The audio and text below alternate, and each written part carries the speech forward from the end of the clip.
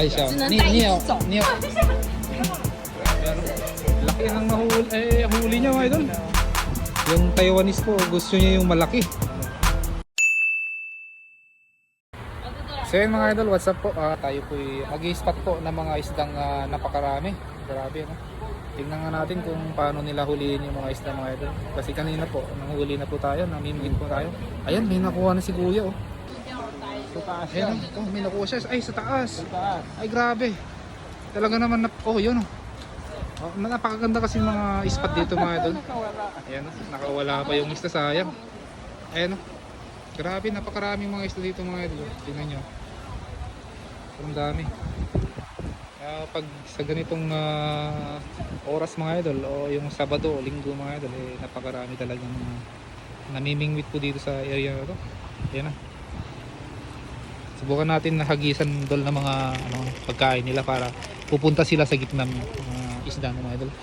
Ayan. Ayan o. Di ba? Makikita niyo mga idol. Ayan. May nakita mo po ba sa gitna yan ng idol? Kumukulo ng mga isda na yan. Napakarami. Ang dami nila mga idol. Ang sarap hagisan ng lambat. Pero hindi po kasi allowed dito ang lambat kasi fishing spot po dito mga idol. Kaya naman po na magkagis tayo ng lambat dito. Marami pong namimingwit po. Ayan.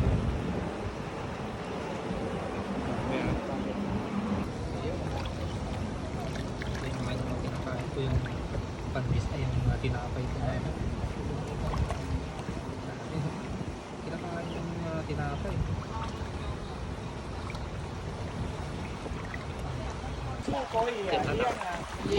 Iyang. Oh, laki. Ang haba. Huli na naman yung dalaga. Ang haba talaga mga idol. Sabi Sharsin ha? Sharsin ha? Nakakuha siya. Lure lang po yung gamit niya. Talagang napakahaba po. Oda titi tayo pangina. 弟弟， Titi. 啊，弟弟， Oda titi ha? 弟弟， Eh. My brother. Kapsat kayo gaya? Kapsat kayo? Kapatid ko. Kapsat kayo gaya? Yan, tinulungan ng kapatid ko. Matulungin talaga tong kapatid ko eh. Yung dalaga. Natulungin pag... 等我一下，这太小， Ay siya. 只能带一只走， Niyo tao ito yan. 没有大一点只有这个。 Oo. Yung mga idol. 等我一下， Pero, laki ng huli niya mga idol. Ha? Grabe, ang haba. Gusto niya yung malaki. Oo, at ayun, ilalagay niya po sa Iniwan niya akin. na yung maliliit. Thank you very much. Welcome. Gusto nila yung malaki. Talaga yung malaki pang inuwi. Gusto niya yung malaki talaga. Yung Taiwanese po, gusto niya yung malaki na isda. Ayaw yung maliit. At hindi lang po yung mga isda po yung nahuhuli dito mga idol, no? Meron din pong nanguhuli ng mga palaka dito sa Bandaron. Pala ka pang inuwi. Oh, palaka idol.